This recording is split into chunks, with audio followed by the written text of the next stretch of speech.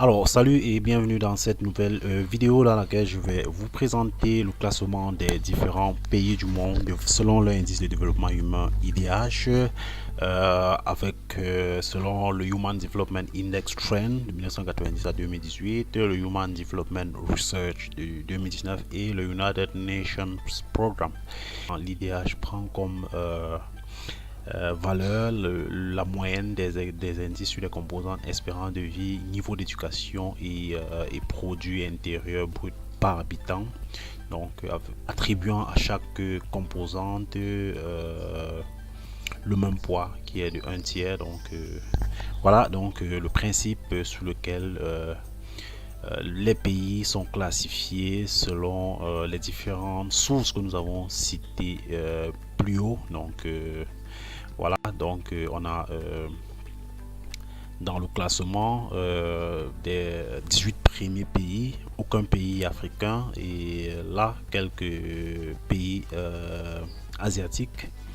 Donc on a comme premier pays ayant le niveau de développement le plus élevé, c'est actuellement c'est la Norvège, donc je vais déjà rappeler que dans le classement on a une classification selon quatre échelle. Donc on a les pays qui sont dans la zone verte, donc les pays ayant le meilleur niveau de développement sont suivis des pays de la zone orange.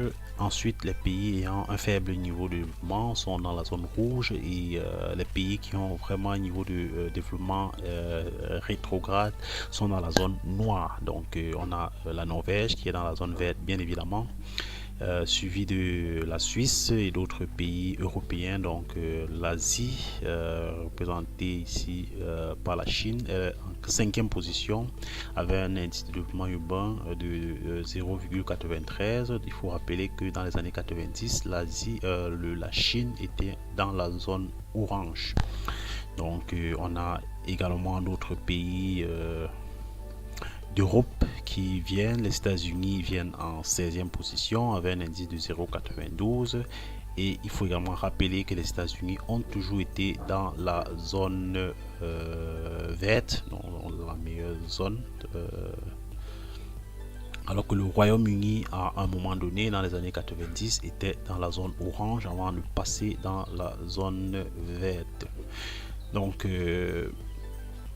on peut également regarder dans la deuxième frange des pays asiatiques comme le Japon, d'autres pays, le Luxembourg, l'Espagne qui ont une très bonne performance, qui se trouvent dans la zone verte.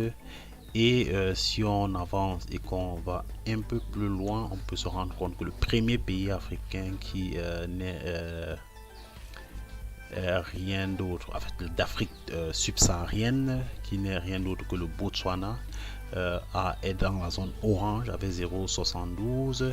Partie de la zone rouge s'est retrouvé déjà dans la zone orange, pas mal. Donc on peut retrouver en 91e position un pays d'Afrique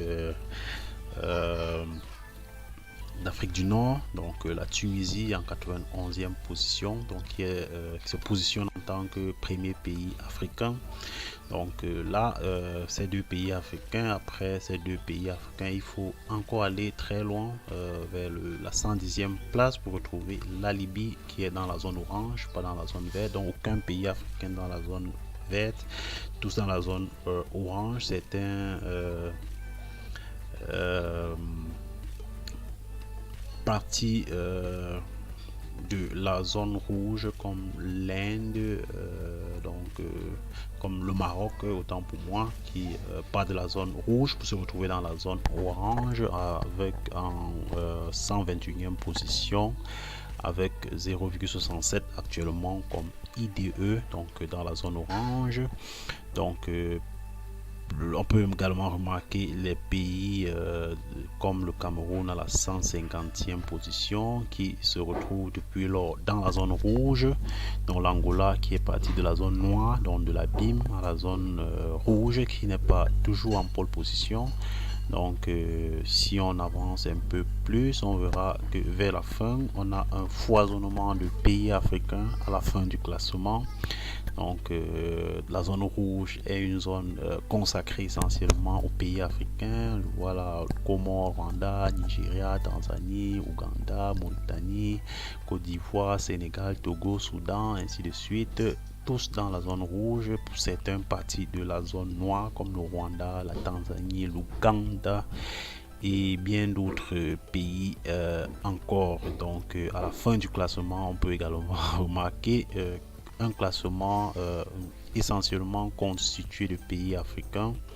Donc, avec, pour certains, comme le Tchad, la Centrafrique et le Niger ne sont jamais sortis de la zone noire, donc ont toujours été dans l'abîme en termes de développement. Le Tchad est passé de la zone noire à la zone rouge, toujours avec un très faible indice de développement. Que voilà, c'était tout pour ce tuto. Nous espérons qu'il vous a été utile et si vous ne l'avez pas encore fait, n'hésitez surtout pas à vous abonner et à activer la cloche de notification pour ne rien rater des prochaines publications.